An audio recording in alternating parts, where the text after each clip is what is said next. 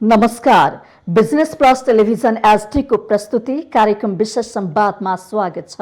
म सचिता। विशेष संवादमा हामी हरेक दिन हरेक विषय वस्तुसँग संवाद गर्ने गर्छौं, जसको लागि एकजना अतिथि पनि हामी साथमा लिएर आउने गर्छौं।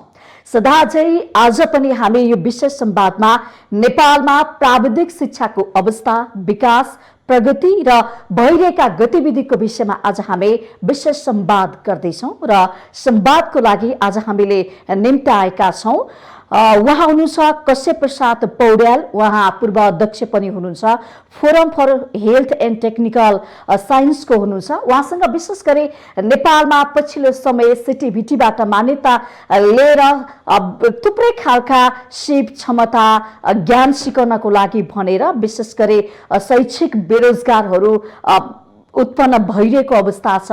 कसरी हुन्छ ती शैक्षिकबाट उत्पादन भएका व्यक्तिहरूलाई रोजगारसँग कसरी जोड्न सकिन्छ, उत्पादनसँग कसरी जोड्न सकिन्छ भनेर अहिले प्राविधिक शिक्षा पनि अगाडि सारिएको छ र प्राविधिक शिक्षासँग अहिले हरेक विद्यार्थीहरू आकर्षित पनि भएको हामीले पाउँछौँ। यसमा भविष्य के छ, यसको अवस्था, यसमा के कसरी पठन पाठन भइरहेको छ, यावत विषयमा रहेर आज हामी संवाद गर्नेछौँ। मैले अघि नै नाम लिइसकेको छु। हामीसँग हुनुहुन्छ कश्यप प्रसाद पौड्यालज्यू। यसलाई स्वागत छ। आराम हुनुहुन्छ? ठीक छ। नेपालमा यो प्राविधिक शिक्षाको विषयमा पहिलेदेखि नै चर्चा भयो होइन? यसको सुरुवात, यसको उद्देश्य कसरी भयो, थोरै बताइदिनुहोस् न। हामीले नेपालको प्राविधिक र व्यावसायिक शिक्षाको इतिहास हेर्दा ठ्याक्कै डेट एकी नभए पनि पहिलो स्कुल चाहिँ कुमारी चोक, काठमाडौँको कुमारी चोकमा 1930 सालमा सुरु भयो भनेर यसको इतिहासमा देखिन्छ। जो चाहिँ इन्जिनियरिङको पढाइ सुरु भयो, त्यसलाई चाहिँ टेक्निकल रूपमा सुरु भयो भनिन्छ। त्यही कुमारी चोकबाट सुरु भएको स्कुल बढ्दै बढ्दै आज पुल्चोक इन्जिनियरिङ कलेज चाहिँ त्यसैको रूप हो, विकसित रूप हो भनेर भनिन्छ। पछिल्लो चरणमा आएपछि लामो समयसम्म, जुन बेलासम्म नेपालमा बहुदलीय व्यवस्था आएन, त्यो बेलासम्म चाहिँ प्राविधिक र व्यावसायिक शिक्षा सङ्कुचित गरिएको थियो। सानो दायरामा निश्चित परिवारका व्यक्तिहरूले मात्रै पढ्न सक्ने गरी बनाइएको थियो, स्थापना गरिएको थियो। बहुदलीय व्यवस्था पछि भएपछि यसको विकास र उन्नयन भएको छ। भनेपछि सानो एउटा कुमारी चोकबाट सुरु भएको यो प्राविधिक शिक्षा देशैभरि फैलिएको छ, पुगेको छ देशभरि। अहिले आफ्टर एसई पढ्ने डेढ वर्षको र 3 वर्षको कोर्सको करिब करिब हामीसँग 1200 को हाराहारीमा स्कुलहरू देशभरि छन्। मनाङभन्दा बाहेक अरू सबै जिल्लामा प्राविधिक शिक्षालय चाहिँ खुलेको छ। यो व्यावसायिक शिक्षा त्यहाँसम्म पुगेको छ। मनाङ बाहेक सबै जिल्लामा छ। त्यो संख्या कतै 1 होला, कतै धेरै होला, तर नभएको जिल्ला छैन। विद्यार्थीको सहभागिता कस्तो छ त? कतिको आकर्षित छन्, पढ्नमा रुचि कतिको राखेका छन् व्यावसायिक शिक्षाप्रति, के छ? यो अहिलेको ठ्याक्कै भर्नाको समयमा सान्दर्भिक प्रश्न राख्नु हो। विद्यार्थीहरूको अत्यन्त ठुलो आकर्षण छ प्राविधिक शिक्षामा, किनकि यो एक पटक मेहनत गरेर 3 वर्ष या 18 महिना पढेपछि आफू बाँचुन्जेलसम्म आफ्नो हातमा भएको सिप मार्केटमा सेल गरेर, बिक्री गरेर आय आर्जन गर्न सक्ने, सहज रूपमा जीविकोपार्जन गर्न सक्ने भएको हुनाले अत्यन्त ठुलो आकर्षण छ। चाहे त्यो 18 महिनाको टीएसएलसी भन्नुहोस्, चाहे 3 वर्षको डिप्लोमा प्रोग्राम भन्नुहोस्, चाहे ब्याचलर डिग्री भन्नुहोस्, विश्वविद्यालयको ब्याचलर डिग्री भन्नुहोस्, सबैमा आकर्षण छ। तर केही यस्ता नीतिगत त्रुटिहरू छन्, सरकारको तर्फबाट बनेका नीतिहरू केही त्रुटि छन्। ती त्रुटिका कारणले, ती नीतिगत त्रुटिका कारणले चाहेर पनि विद्यार्थीले प्राविधिक शिक्षामा भर्ना भएर पढ्न पाइरहेको अवस्था चाहिँ छैन। जस्तो सिटिभिटीको 100 नर्सिङ जुन क्याम्पस बन्द छ भन्ने कुरा पनि आएको छ होइन? यसमा थप प्रश्न पार्दै यो के हो खास? हो, एकदम ठिक हो। अहिले चाहिँ चिकित्सा शिक्षा आयोग जब नेपालमा स्थापना भयो, त्यसमा चाहिँ 100 बेडको आफ्नै अस्पताल भएपछि मात्रै नर्सिङ कलेज सञ्चालन गर्न पाइन्छ भन्ने व्यवस्था गरिएका कारणले अहिले 100 चान्चुन जुन सिटिबिटीबाट एफिलिएसन लिएका कलेजहरू छन् तिनीहरू चाहिँ सम्बन्धन दिने बेलामा 50 बेडको अस्पताल भए दिन पाइने भनेर 50 बेडको अस्पताल हेरेर सम्बन्धन दियो। अब अहिले एकाएक 100 बेडको अस्पताल नभइकन चाहिँ पठन पाठन गर्न पाइँदैन भनिएकाले 100 बेडको अस्पताल नभएका कारणले ती कलेजहरूको भर्ना खुलेको स्थिति छैन र सारमा हेर्दा 50 बेडको अस्पतालमा हुने एक्सपोजर र 100 बेडको अस्पतालमा हुने एक्सपोजरमा खासै भिन्नता देखिँदैन। तर नीतिगत मैले अघि पनि भने नीतिगत त्रुटिका कारणले 100 चान्चुन चाहिँ कलेजहरूमा अहिले पठन पाठन भएको छैन। जो 4000 चान्चुन नर्सहरू नेपाली केटाकेटीहरूले जुन पढ्ने अवसर थियो त्योबाट वञ्चित हुने स्थिति छ। अब यो बन्द यहाँले भन्नुभयो नीतिगत त्रुटिको कारणले गर्दाखेरि बन्द भयो भन्नुभयो, खुलाउनका लागि प्रयासहरू केही भएको छैन, सरकारले पहल गरेको छैन? प्रशस्तै प्रयासहरू भएको छ, हाम्रो तर्फबाट नै भएको छ, सिटिबिटीको तर्फबाट नै भएको छ। त्यसैगरी तपाईँको स्नातक तहको भन्नुपर्दा BPH, B pharmacy, BSc nursing, BN, MBBS जस्ता विषयहरूको पनि यो शैक्षिक सत्रको भर्ना अहिलेसम्म भएको छैन।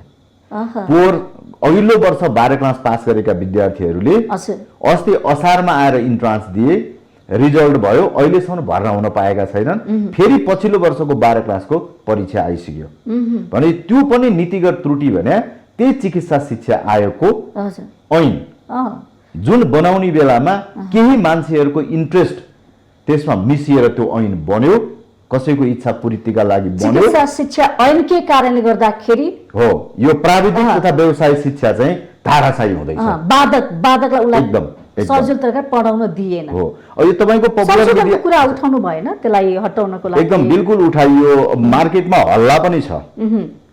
यो मार्केटको हल्लालाई मिडियामा भन्न हुन्छ कि हुँदैन मलाई थाहा छैन। हजुर हजुर, यदि त्यो गल्ती सबै कुरा त बोल्नु पर्यो, त सबै सूचना दिनु पर्यो। हो यदि त्यो हो भने माफ पाऊ। हजुर, मार्केटमा के हल्ला छ भने यो चिकित्सा शिक्षा ऐन बनाउने बेला जो मान्छेहरू त्यहाँ सम्झाउनु हुने भयो त्यो भित्रको टिमको केही मान्छेहरूको चाहिँ लगानीमा चाइना र इन्डियामा मेडिकल कलेजहरू खुलेका छन्, उहाँहरूको सेयर छ त्यसमा।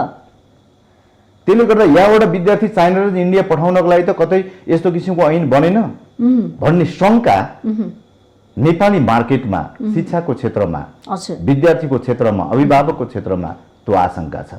त्यसैगरी नेपालमा चाहिँ पढ्ने अवसर नदिने, बीपीएच बी फार्मेसीमा अहिले तपाईको 100% सिट खाली छ। तर यो वर्ष मात्रै बीपीएच बी फार्मेसी लगायतका ब्याचलरको पढाइ हुनको लागि चिकित्सा आयोगमा तपाईले सोध्न सक्नुहुन्छ 2500 भन्दा धेरै विद्यार्थीले यहाँबाट अनुमति लिएर विदेशमा पढ्न गइसके।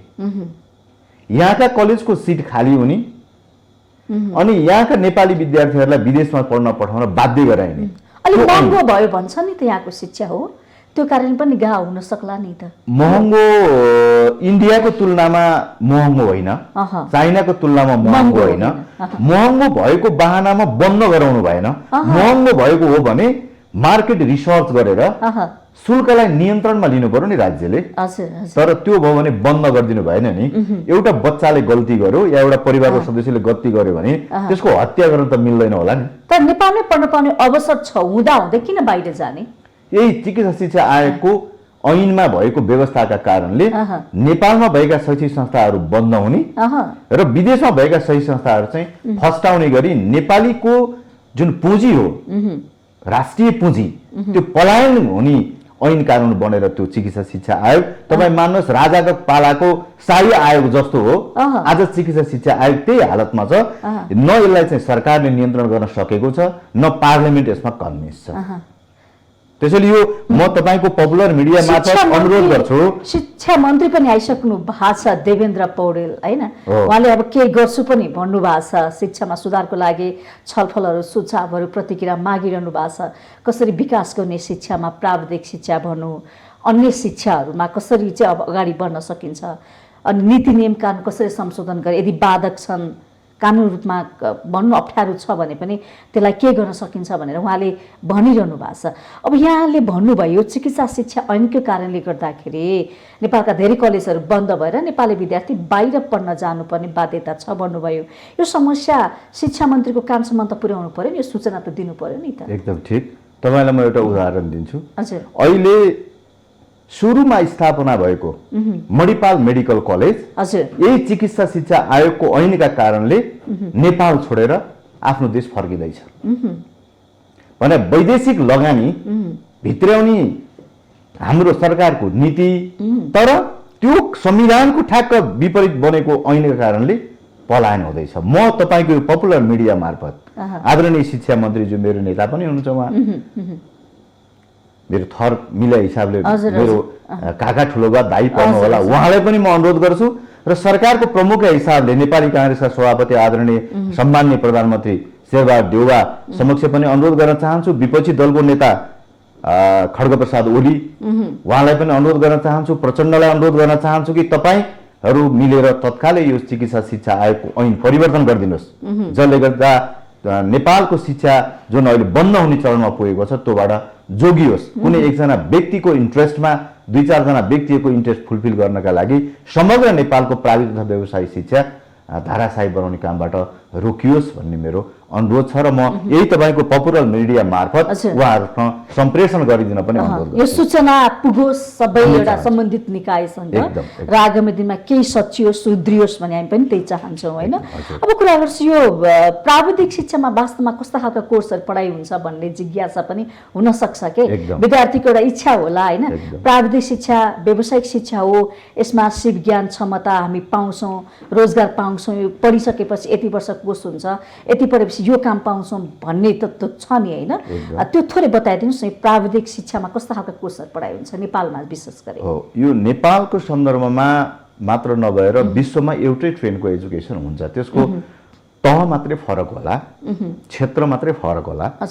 हाम्रो यहाँ इन्जिनियरिङ, कृषि, भेटनरी, पर्यटन, स्वास्थ्य विशेष गरेर यो 5 वटा क्षेत्रमा प्राविधिक शिक्षा को पढाइ हुन्छ।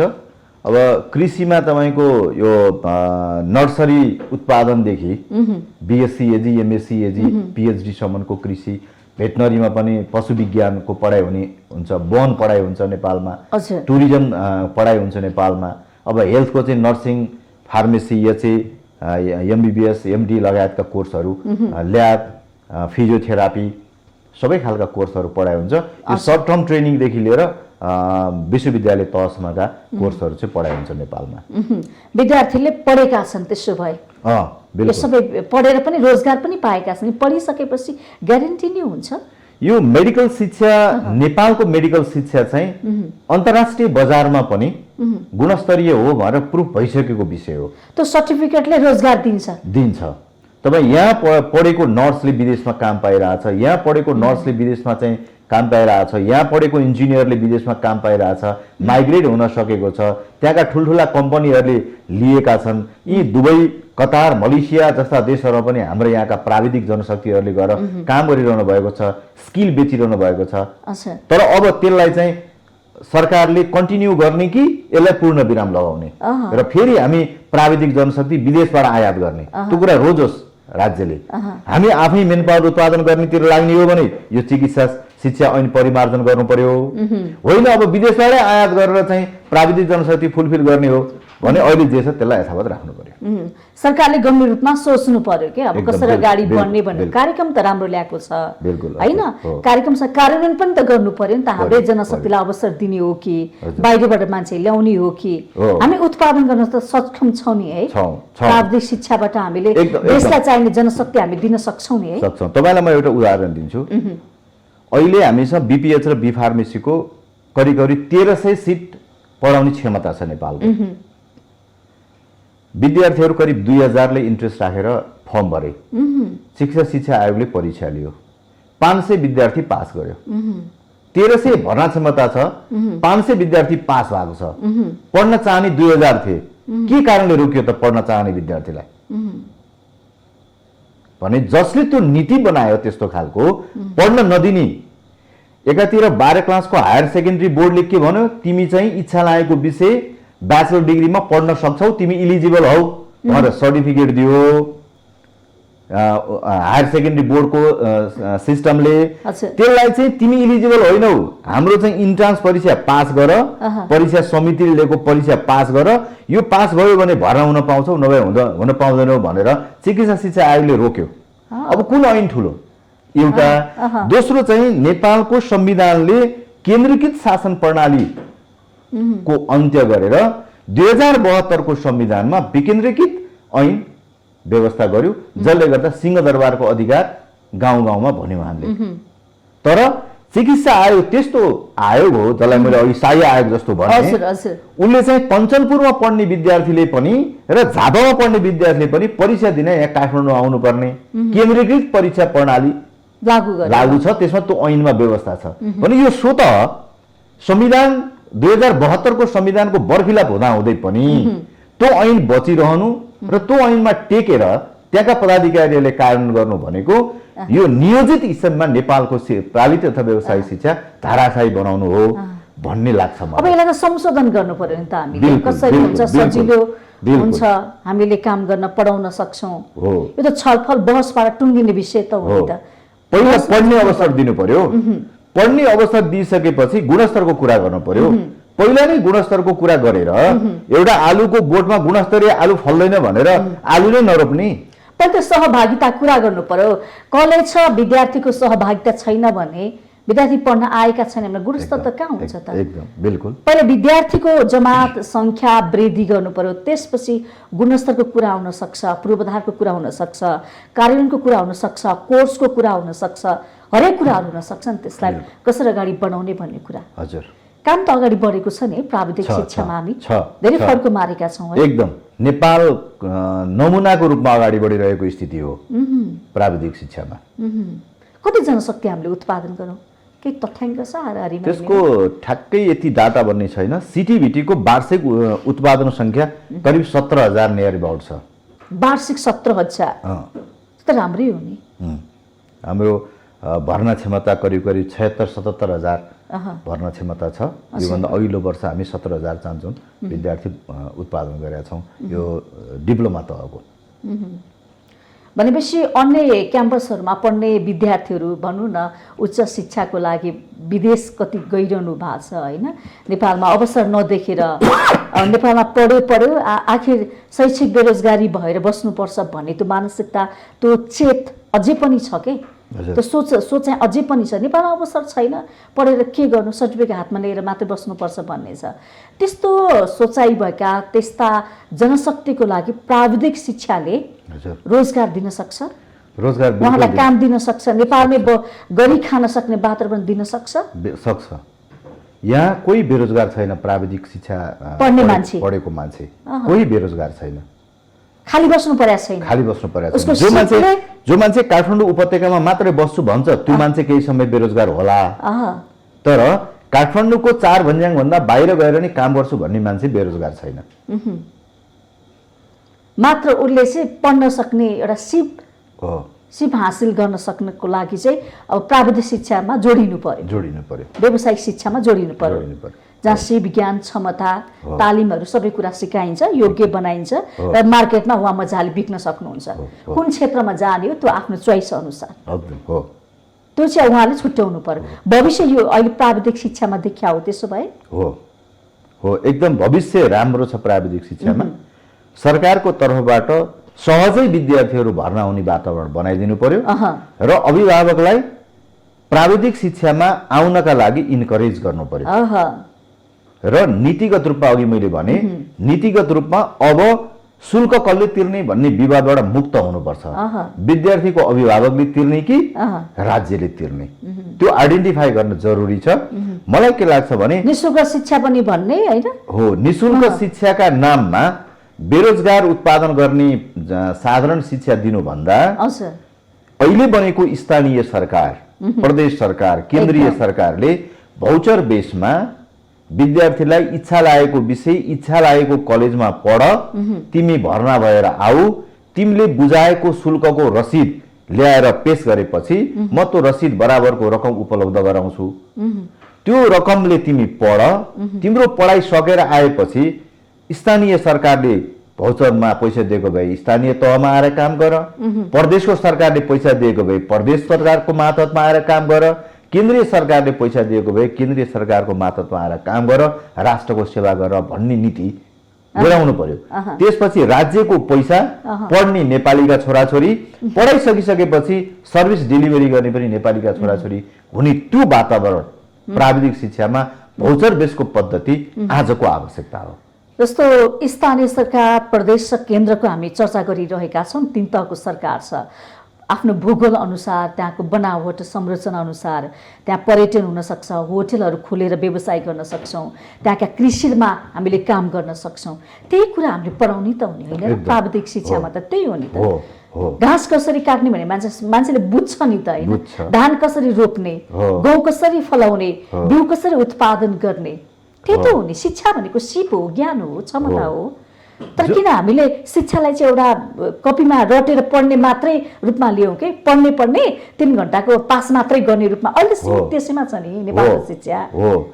364 दिन पढाउने शिक्षकले गरेको इभ्यालुएसनलाई गौण मानेर एक दिन 3 घण्टा कक्षाभित्र थुनेर लेख्न लगाइएको कपीलाई हामी चाहिँ योग्यताको मापन गर्ने, उत्कृष्ट मापन गर्ने दिन्छौँ। त्यसैले अब मलाई के लाग्छ भने नेपालको संविधान 2072ले स्थानीय सरकारलाई स्थानीय पाठ्यक्रम बनाउने अथोरिटी दिएको छ। तर त्यसलाई अहिले कसरी प्रयोग गरिएको देखिन्छ स्थानीय सरकारहरूको भने मैले धेरैवटा जिल्लामा धेरैवटा स्थानीय सरकारहरूको हेरेको छु। कसैले भाषाको रूपमा त्यो पालिकाभित्र बस्ने जनजातिको बाहुल्यता भएको जनजातिको भाषाको रूपमा पढाइ हुने, अंग्रेजी तामाङ भाषामा पढाइ हुने, अंग्रेजी दनुवार भाषामा पढाइ हुने, अंग्रेजी लिम्बू भाषामा पढाइ हुने, त्यो तरिकाले अहिले स्थानीय करिकुलम बनिरहेको स्थिति छ। अनि अर्को के देखिन्छ भने त्यो स्थानीय निकायभित्र भएका मठ मन्दिर खोला नाला प्राकृतिक पद्धतिहरूको परिचय राखेको केही पालिकाले जस्तो राखेको देखिन्छ। तर मलाई संविधानको भावना त्यो हो भन्ने लाग्दैन। संविधानको भावना के हो भने स्थानीय सरकारले त्यहाँको आवश्यकतालाई हेरेर, त्यो स्थानीय सरकारको आवश्यकता र त्यहाँको भूगोल सम्भावना हेर्ने हो, सम्भावनालाई हेरेर के गर्नु पर्यो भने कमसेकम 8, 9, 10 कक्षा पढ्ने विद्यार्थीहरूले इन्जिनियरिङको थोरै पोर्सन उसले जान्नु पर्यो, हेल्थको थोरै पोर्सन जान्नु पर्यो, कृषि र भेटनरीको थोरै पोर्सन जान्नु पर्यो। त्यो थ्योरीमा हुनु पर्यो 8, 9, 10 को। जस्तो तपाईँले म उदाहरण दिन्छु, 1 रोपनी क्षेत्रफल भने कति स्क्वायर फिट हुन्छ त्यो 10 कक्षा पास गरेका विद्यार्थीले जान्नु पर्यो। यो घरको वाल कति स्क्वायर फिटको कसरी निकाल्ने, लम्बाइ चौडाइ कसरी लिएर निकाल्ने, प्लास्टरको स्क्वायर घनमिटर कसरी निकाल्ने, ढुङ्गाको घनमिटर कसरी निकाल्ने, बाटोको लम्बाइ चौडाइ कसरी नाप्ने, यस्तो खालको सामान्य इन्जिनियरिङको कुरा, हेल्थको सेफ्टीको कुरा, त्यसपछि तपाईको चाहिँ नि कृषिको तेलहन बालीके, दलहन बालीके, अन्न बालीके हैन, त्यो तपाईको नगदे बालीके, यसका विषयमा इन्ट्रोडक्सन दिनु पर्यो 8, 9, 10 मा। 11 र 12 मा गइसकेपछि त्यही कोर्समा इच्छा राखेका विद्यार्थीलाई हेल्थको विषय पढ्न चाहने छ भने 100 मार्क्सको हेल्थको कोर्स गराइदिनु पर्यो। कृषि गर्नेलाई कृषिको, भेटनरी पढ्नेलाई भेटनरीको, इन्जिनियरिङ पढ्नेलाई इन्जिनियरिङको, र 11 र 12 मा 100 मार्क्सको त्यो करिकुलम पढिसकेपछि, त्यो पाठ्यक्रम पढिसकेपछि 12 क्लासको जाँच दिएर जब रिजल्टको वेटिङमा त्यो विद्यार्थी बस्छ, सम्बन्धित नगरपालिकाले जसले हेल्थ पढेको छ त्यसले आफ्नै हेल्थ पोस्टमा त्यसलाई ओरिएन्टेसनमा राख्नु पर्यो, ओजिटी गराउनु पर्यो। कृषि जसले पढेको छ आफ्नै जेटीए मातहतमा राखेर ओजिटी गराउनु पर्यो। जसले भेटनरी पढ्ने इन्ट्रेस्ट गरेको छ र पढेको छ त्यसलाई भेटनरी जेटीए को मातहतमा राख्नु पर्यो। जसले इन्जिनियरिङको विषयमा पढेको छ त्यसलाई चाहिँ आफ्नै इन्जिनियरको मातहतमा राखेर त्यसलाई 2-3 महिना काम लाउनु पर्यो रिजल्ट अवधिभरिमा। त्यो इन्जिनियरिङ पढ्ने मान्छे 3 महिना चाहिँ त्यहाँको इन्जिनियरको मातहतमा बसेर काम गरेर त्यो 100 मार्क्सको थ्योरी पढ्यो भने त्यो मान्छे सहजै ठेकदारी काम गर्न सक्ने हुन्छ। तर स्थानीय सरकारले त अर्कै तरिका लगेको छ कि यहाँले अघि पनि भन्नु पनि जाति विशेष, धर्म विशेष, वर्ग विशेष शिक्षालाई झन् विभाजित गरिँदैछ के, एकदम असमानताको खाडल झन् पो निस्किँदैछ त। हिजो विद्यार्थी थियो आज तामाङ विद्यार्थी भयो, हिजो विद्यार्थी थियो आज दलित विद्यार्थी भयो कि हिजो विद्यार्थी मात्रै थियो सबै हैन, हिजो सबै विद्यार्थीहरुमा थिए आज नेवार विद्यार्थी, बाहुन विद्यार्थी भनेर छुट्याइने झन् डिभिजन गर्ने किसिमको काम भएको छ। त्यसलाई सरकारले सिकाइले हामीले खुब चाह्यो के हो सानो पार्यौं के हो त्यसलाई केन्द्रीय सरकारले ओरिएन्टेसन गरेर स्थानीय सरकारहरूलाई गाइडलाइन दिनु पर्यो कि करिकुलम बनाउने भएर त अथोरिटी त दियो संविधानले, त्यसको गाइडलाइन के हो, एउटा मापदण्ड त हुन्छ नि कस्तो खालको करिकुलम राख्ने, एकदम त्यसको न्यूनतम वेटेज कति, म्याक्सिमम वेटेज कति, त्यसको निड के हो, त्यसको एनालाइसिस गरेर सम्बन्धित विषयको विज्ञले बनाउने भनेर एउटा चाहिँ फ्रेमवर्क बनाइदिएको थियो भने हामी संविधान बमोजिमको सफलतातिर उन्मुख हुन्थ्यौं। र मलाई लाग्छ म तपाईको यो पपुलर मिडिया मार्फत सम्पूर्ण देशभरिको स्थानीय सरकारहरूलाई यही किसिमको सिपसँग जोडिएको प्राविधिक जनशक्ति उत्पादन गर्ने किसिमको 50 नम्बरको कोर्स राखिदिनुस्, प्राविधिक शिक्षा राखिदिनुस्, सिपको कुरा राखिदिनुस्। अब अहिले हामीले दिएको शिक्षा कस्तो छ भन्नुलाई भने एउटा कुर्सीको किला खुस्केर खुट्टा झर्यो भने तपाई हामीले पढाएको 12 क्लासको विद्यार्थी फोन गरेर 5 रुपैयाँ खर्च गर्छ, मिस्त्रीलाई बोलाउँछ, अनि मिस्त्री लिन आइजो भन्छ, मोटरसाइकल लिएर लिन जान्छ, त्यहाँबाट आएर त्यो मिस्त्रीले काँटी एउटा ठोकिदिन्छ, 100 रुपैयाँ दाम लिन्छ, फर्केर जान्छ। जम्मा 5 रुपैयाँको काँटी ठोक्नका लागि उसले चाहिँ मोटरसाइकलमा लिन जाने, ल्याउने, समय वेस्टेज, फोनमा पैसा खर्च गर्ने, त्यो खालको चाहिँ हामी खर्च गराउने किसिमको जनशक्ति उत्पादन गरेका छौं। मेरो भनाइ के भने त्यो खुस्किएको किला सहजै ठोक्न सक्ने, ह्यामर र किलो चलाउन सक्ने मान्छे 10 कक्षा पास गर्दाखेरि बनोस्। जसरी हिजो पूर्व व्यावसायिक शिक्षा पढाइ हुन्थ्यो हामीले पढ्दा, पाक शिक्षाका नाउँमा हामी खानेकुरा पकाउन त्यही बेला दाराको टुटी बिग्रिँदा उले बनाउन सकियोस्। हो बिजुलीको तपाईको अर्थिङ के हो जानोस्, 3 फेज र 2 फेज जानोस्, सिंगल लाइन जानोस्, एउटा चिम फेर्न निकाल्न जानोस्, स्विच राख्न जानोस्, त्यो सम्मको टेक्निकल नलेज कम्तीमा पनि 10 क्लाससम्म पास गर्दाखेरि त्यो विद्यार्थीले लिन सकोस्। त्यसपछि श्रम बजारमा जाने मान्छेले त्यही मातहतमा श्रममा जान सकोस्। त्यो व्यावहारिक शिक्षा हो नि, व्यावसायिक शिक्षा हो यो। बिल्कुल ठीक हो। शिक्षा छ त अहिले नेपालको विद्यालय कलेजहरुमा यस्ता खालका शिक्षा पढाइ भएको छ त? कहाँ कता गएको छ नेपालको शिक्षा? प्राविधिक शिक्षालयहरुमा यो खालको करिकुलम, यो खालको पाठ्यक्रम बनेर पठन पाठन हुन्छ, तर अरु साधारण स्कुलहरुमा हुँदैन। मैले के भनिरहेको छु तपाईलाई भने साधारण शिक्षा आर्ट्स कमर्स र एजुकेसन पढ्ने विद्यार्थी छ भने पनि त्यसलाई अतिरिक्त टेक्निकल नलेज दिने गरी यो खालको कोर्स बनाऊ र प्रत्येक स्कुलमा यो सामान्य प्राविधिक शिक्षा सम्बन्धी चाहिँ नलेज 8, 9, 10, 11, 12 मा दिनुपर्छ अबको सरकारले, जसले गर्दा सबै मान्छे स्किलफुल होस् भन्ने मेरो चाहिँ दृष्टिकोण त्यो। जो मान्छे चाहिँ अटोमोबाइलमा इन्ट्रेस्ट राख्छ 11, 12 मा भने उ आर्ट्स पढेको छ तर उसको इन्ट्रेस्ट चाहिँ अटोमोबाइलमा छ भने आफ्नै नगरपालिका भित्र भएका मोटरसाइकल वर्कसपहरु, साइकल वर्कसपहरुमा त्यसलाई ट्रेनिङको लागि पठाइदिने, त्यो ट्रेनिङ अवधिभरि चाहिँ स्थानीय सरकारले उसको खानी बस्ने व्यवस्थाको लागि पे गरिदिने र उसलाई स्किलफुल बनाउने, त्यो खालको नीति अबको स्थानीय सरकारले लिनुपर्छ र सबै आफ्नो पालिका भित्रका युवाहरूलाई, अधिकांश युवाहरूलाई, इन्ट्रेस्टेड युवाहरूलाई स्किलफुल बनाएर, सिपयुक्त बनाएर स्वरोजगारमा लगाउनु पर्छ। अब यो विदेशको खाडी मुलुकमा नेपालीका युवा छोराछोरीहरू बेचेर त्यहाँ आएको राजस्वले रेमिटेन्सले अनि हामी यहाँ गाडी चढेर हिँड्ने जुन पद्धति छ त्यसको अन्त्य गरेर आफैले उत्पादन गर्नुपर्ने, बाँझो बसेका जमिनहरूमा उत्पादन गर्नुपर्ने फलफुल खेती लगाउनु पर्ने, काम गर्ने बानीको विकास गर्नु पर्यो। हामी आफ्नै डोको बोक्न मान्दैनौँ, घाँस काट्न, गोबर सर्न मान्दैन, तर विदेशमा अर्काले खाएको जुठो भाँडो माछौँ, 12-24 घण्टा काम गर्न तयार छौँ। नेपालमा 8 घण्टा फुल काम गर्न पनि हामीलाई अल्छी लाग्छ।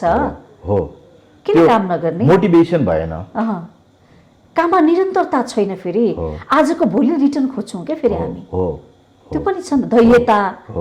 हामी किनभने के काम गर्छस् हाम्रो शिक्षाले त्यही सिकायो के हो, तपाई के काम गर्नुहुन्छ भनेर सोध्ने परम्परा भयो। तपाईको काम छ कि छैन भनेर सोध्ने ट्रेन हाम्रो भएन, तपाई के काम गर्नुहुन्छ भन्ने भयो।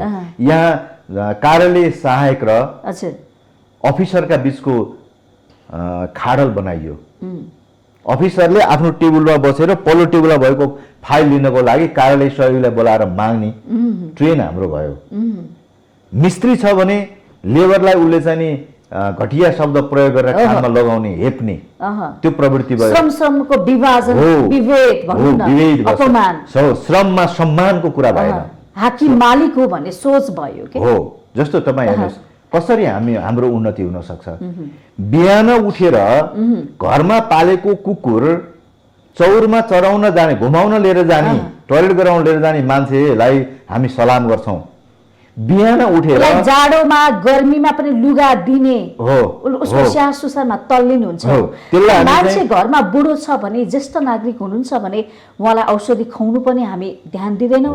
बरु उसलाई कसरी हुन्छ कि एउटा वृद्ध आश्रममा पुर्याउँ भन्ने सोच हुन्छ कि। मैले यो तपाईको श्रमको सम्मान शिक्षाले नि गरे हो नि त। यो त मेन त शिक्षा हो। मान्छेलाई चेतना, उसको चेतनाको स्तर वृद्धि गर्ने, मान्छेलाई को म के गर्नुपर्छ, मैले के राइट रङ छुट्याउने भन्दा शिक्षाले गर्ने हो नि त। हामीले त त्यही कुरा सिकायो नि। हो, श्रमको मैले तपाईलाई जोड्न खोजेको त्यो उत्पादन, जिरो उत्पादन दिने कुकुर घुमाउन लिएर जाने मान्छेलाई सलाम गर्ने र बिहान उठेर दुध दिने गाई र भैँसी दुहेर गोबर भएको शरीरमा चाहिँ भैँसी र गाईलाई पानी खुवाउन, चराउन चौरमा जाने मान्छेलाई छिछि दूर गर्ने परम्परा, कुकुर घुमाउन लानेलाई सलाम गर्ने र गाई भैँसी चराउन लैजानेलाई छिछि दूर गर्ने, सम्मान नगर्ने ट्रेन हुन्जेलसम्म हाम्रो उन्नति हुन्न।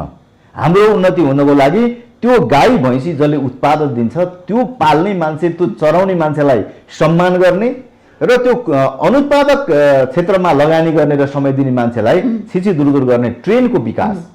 कसले उत्पादन गरिरहेछ, कसले हामीलाई सेवा दिइरहेछ, त्यो कुरा चाहिँ हामीले बुझ्न जरुरी छ। एकदम हो।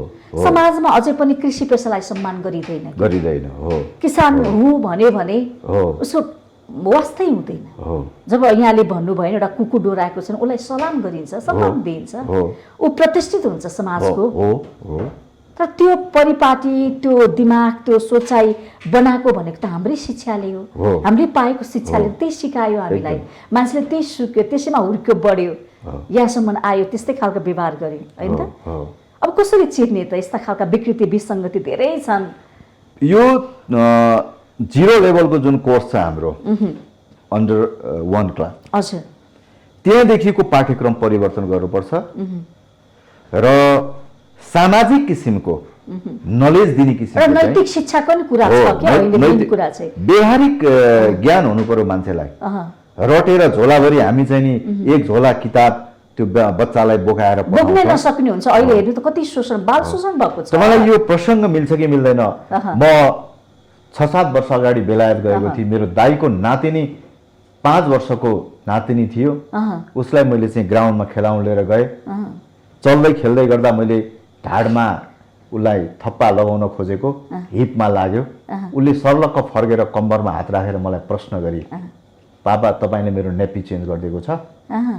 भने मैले त छैन छोरी, तिम्रो नेपी चेन्ज गर्ने बेला म नेपालमा थिएँ, मैले गरेको छैन भने। अनि उसले मलाई के भने कम्बरभन्दा मुनि नेपी चेन्ज गर्ने मान्छेलाई मात्रै छुने अधिकार छ, अरू कसैलाई छैन, सरी भने मैले कान समातेर सरी भने।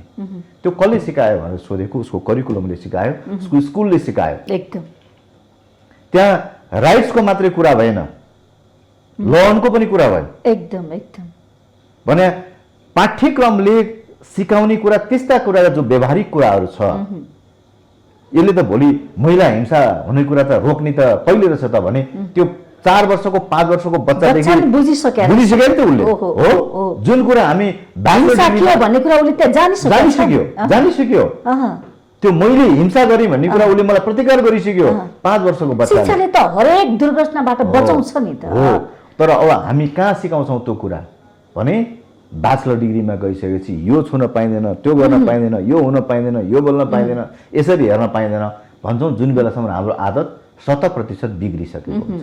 त्यसैले अब म तपाईँसँग अनुरोध गर्छु यो आजको शिक्षाको बिजनेस बहसको कार्यक्रममा कि कक्षा 1 देखि नै हाम्रो पाठ्यक्रम परिमार्जन गर्न जरुरी छ, परिमार्जन गर्नुपर्छ र स्वदेशी पुँजी पलायन नहुने गरी, विदेशमा पलायन नहुने गरी नेपालीका छोराछोरीले यहाँ पढ्न नपाएर भौतारिँदै बागबजारका कन्सल्टेन्सीहरू धाउनु नपर्ने गरी, 5 स्टार होटलहरूमा भर्ना भएर चाइना र इन्डिया जानु नपर्ने गरी यस्तो किसिमको नीति बन्नु पर्यो। स्वैच्छिक रूपमा 12 कक्षा पढ्दा पढ्दै त्यो विद्यार्थीको इन्ट्रेस्ट अनुसारले ब्याचलर डिग्री पढ्ने अवसर उसले फर्म 12 क्लासमा पढ्दाखेरि भरोस् र त्यहाँको रिजल्ट हुने बित्तिकै उसले चाहेको ब्याचलर डिग्री एडमिसन हुन सकोस्।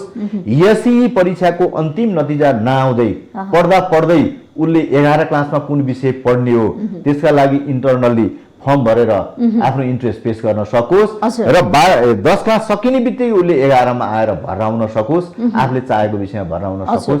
त्यस्तो खालको नीति बन्नुपर्छ र यो नेपाल सरकारलाई मेरो अनुरोध छ। र फेरि पनि म नेपाल सरकारलाई के अनुरोध गर्छु भने यो पञ्चायत कालमा महाराजगञ्जमा पढाइ हुने प्राविधिक शिक्षा, पुल्चोकमा पढाइ हुने प्राविधिक शिक्षामा पञ्चायत विरोधी गतिविधिमा लागेका मान्छेका छोराछोरीलाई प्रवेश गर्न नदिनका लागि पञ्चायतका हस्तीहरूले व्यवस्था गरेको प्रवेश परीक्षालाई परम्परा मान्दै अहिलेसम्म जुन प्रवेश परीक्षाका नाममा ढाट लगाउने, प्राविधिक शिक्षालाई बन्द कोठाभित्र राख्ने, अँध्यारो कोठाभित्र राख्ने जुन परम्परा छ, प्रयास भइरहेको छ, त्यसलाई चिरेर स्वैच्छिक रूपमा भर्ना हुन पाउने, जाने बित्तिकै भर्ना हुन पाउने, प्रतिस्पर्धामा तत्कालै स्कुलले भर्ना गर्न सक्ने, कलेजले भर्ना गर्न सक्ने नीति बनाएर आयो भने नेपालको प्राविधिक तथा व्यवसायिक शिक्षाको भविष्य उज्जवल छ। यदि त्यो नगर्ने हो भने केही निश्चित व्यक्तिहरू मोटाउला, केही निश्चित व्यक्तिहरूलाई अवसर मिल्ला। आम नेपाली, तपाईँ हामी जस्ता आम नेपाली र सामान्य आय आर्जन भएका अभिभावकका छोराछोरीहरूले प्राविधिक शिक्षाको अवसर पाउँदैनन्, किनकि सामान्य नागरिकका छोराछोरीले भारतमा गएर पढ्न सक्दैन। यहाँको अहिले तपाईँलाई मैले 1300 विद्यार्थी पढ्ने प्राविधिक शिक्षा, उच्च शिक्षा जुन बीएन र बीएससी को अहिले भर्ना भएको छैन भने मैले बीपीएच र बी फार्मेसीको त्यसमा 10% सिट चाहिँ छात्रवृत्ति हुन्थ्यो। तपाईँलाई म अनुरोध गरेँ 1300 सिटको 10% भने 130 जना विद्यार्थीले निशुल्क पढ्न पाउने, त्यो दलित, जनजाति, आदिवासी, हलैया, कमैया, ट्यालेन्ट, महिलाले पढ्न पाउने ती 1300 सिटलाई भर्ना हुन नदिने भने के 130 जना गरिबका छोराछोरीलाई पढ्न नदिने भने होइन र? धनीका छोराछोरी त काठमाडौँमा पढ्न नपाए बेङ्गलोर गएर पढ्छ नि, तर जुन त्यो गरिबको लक्षित वर्ग हो त्यो लक्षित वर्गको छोराछोरीलाई पढ्न नदिने किसिमको नीति जुन नेपालमा अहिले विद्यमान छ त्यसलाई तत्काल खारेज गर्नुपर्छ र सबै गरिबका छोराछोरीहरूले पढ्ने अवसर पाउनुपर्छ। धनीसँग लिने र गरिबलाई दिने नीति, जोसँग धेरै पैसा छ ल्याउन पैसा, जोसँग पैसा छैन ती पैसा नभएका छोराछोरीलाई शिक्षामा राजनीतिकरण, भ्रष्टाचार भयो, यस्ता खालका विकृति पनि भइरहेछ नि। हो, शिक्षामा राजनीतिक हस्तक्षेप हुनु हुँदैन।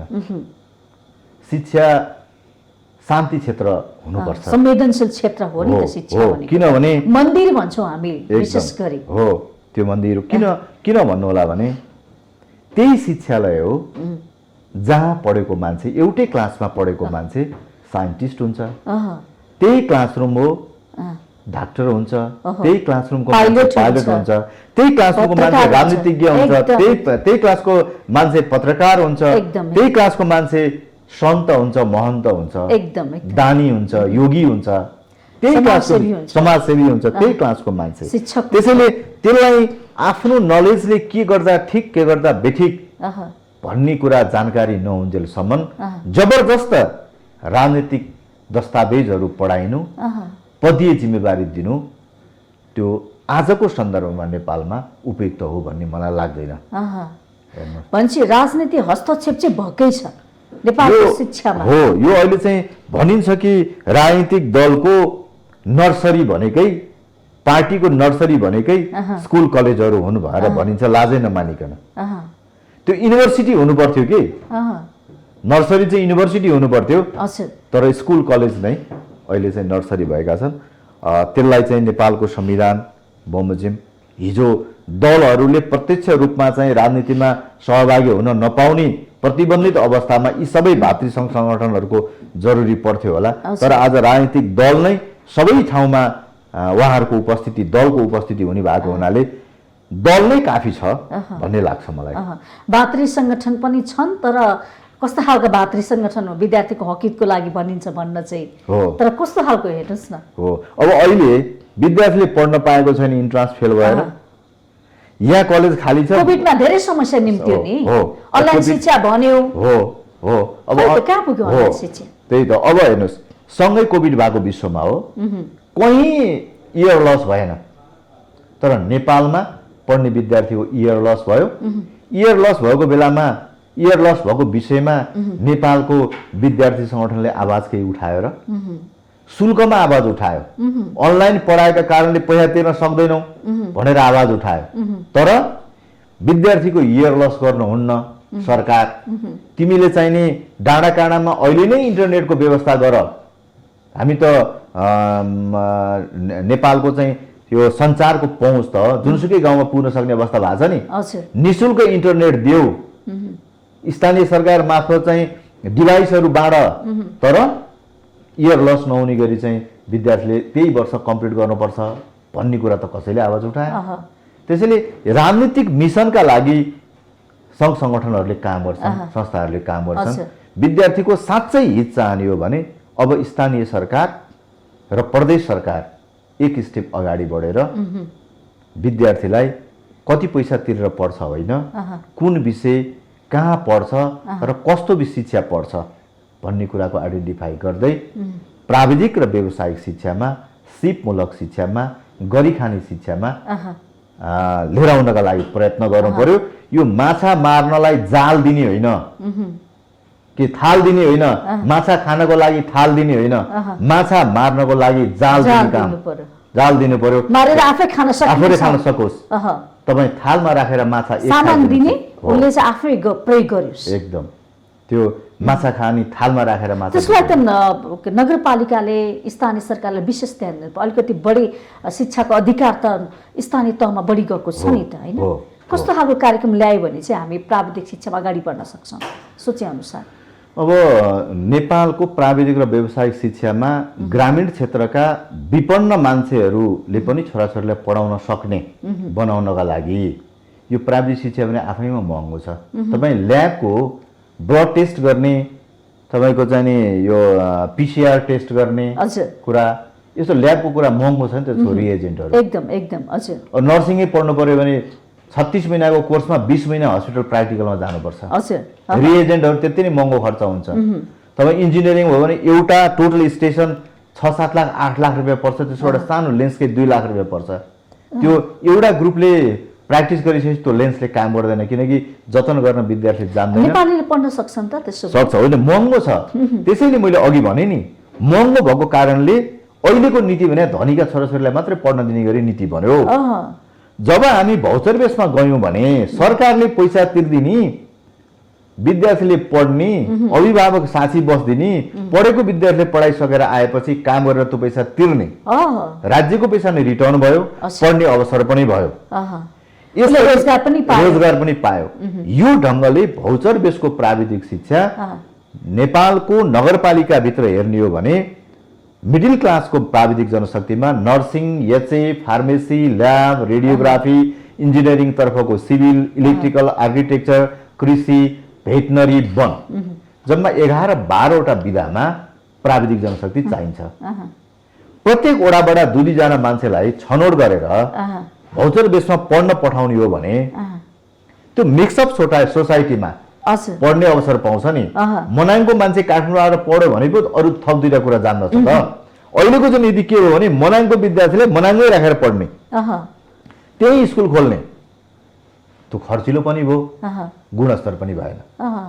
त्यसैले भौचर बेसमा जाने नीति नेपाल सरकारले लियोस्। तपाईँको पपुलर मिडिया मार्फत म अनुरोध गर्न चाहन्छु सबै स्थानीय निकायहरूले प्राविधिक शिक्षा भौचर बेसमा जाने पद्धतिको विकास गर्नुभयो भने अवसर नै अवसर देख्छु। र सरकारले ऐन परिवर्तन गरिदिएर अहिले भएको जुन ढाट छ, अलि बाधक ऐन देखिएको छ, सिटिबिटीको प्रवेश परीक्षा सम्बन्धी ऐन त्यो संशोधन हुनु पर्यो। विश्वविद्यालयहरूको चाहिँ अहिले जुन चिकित्सा शिक्षा आयोगले बनाएको ऐन छ, केन्द्रीकृत प्रवेश परीक्षा सम्बन्धी ऐन, त्यो परिमार्जित हुनु पर्यो र सहजै रूपमा विद्यार्थीले पढ्न पाउने वातावरण बन्यो भने नेपालको प्राविधिक तथा व्यवसायिक शिक्षाको भविष्य उज्जवल छ। वरिपरि भएका देशका अन्य विद्यार्थीहरू यहाँ प्रशस्त मात्रामा आएर पढ्ने अवसर छ। त्यसले चाहिँ एजुकेसन टुरिज्मको विकास हुन्छ। विद्यार्थीहरू यहाँ पढ्न आउँछन्, शुल्क तिर्छन्, यहाँका घरहरूमा बस्छन्, होस्टेलहरूमा बस्छन्, होटेलमा खान्छन्, यहाँका गाडी बिक्री हुन्छन्। यहाँको आर्थिक समृद्धि हुने भयो। आर्थिक समृद्धि हुन सक्छ किनभने हजुर। बेंगलोर जस्तो गर्मी ठाउँमा हजुर बेंगलोर जस्तो गर्मी ठाउँमा अफ्रिकन देशका अरू देशका थर्ड कन्ट्रीका मान्छेहरू पढ्न जान्छन्। त्यति नै शुल्कमा हामी काठमाडौँमा पढाउने हो भने, नगरकोटमा पढाउने हो भने, पोखरामा पढाउने हो भने, हाम्रो पहाडी सहरहरू जति छन् त्यहाँ पढाउने हो भने यो एजुकेसनको हब हुन सक्छ नेपाल। र नेपालको समृद्धि एजुकेसनको सेक्टरको खुल्लापनले शिक्षाबाट समृद्धि हासिल गर्न हुन सकिन्छ। सक्छ। तर त्यसलाई के हुनु पर्यो भने 4 वर्षको कोर्स पढ्न आउने विद्यार्थीलाई 4 वर्षकै भिसा हुनु पर्यो। अहिले चाहिँ 6 महिनाको 1 वर्षको भिसा दिने ट्रेन छ। त्यो पनि ऐन परिवर्तन भएर जति ड्युरेसनको कोर्स हो त्यति बराबरको पढ्ने अवसर दियो भने नेपालको प्राविधिक शिक्षाको भविष्य उज्जवल छ। समयको लागि यहाँलाई धेरै धेरै धन्यवाद। धन्यवाद, अवसर दिनुभयो। म आज बिसन्चो हुँदाहुँदै पनि तपाईँको मिडियामा आएँ। धन्यवाद। हजुर, आज हामीले कार्यक्रम विशेष संवादमा कश्यप प्रसाद पौडेलज्यूलाई निम्त्याएका थियौँ। कार्यक्रमबाट म पनि बिदा हुन्छु। बिजनेस प्लस टेलिभिजन एचडी हेर्दै गर्नुहोला। नमस्कार।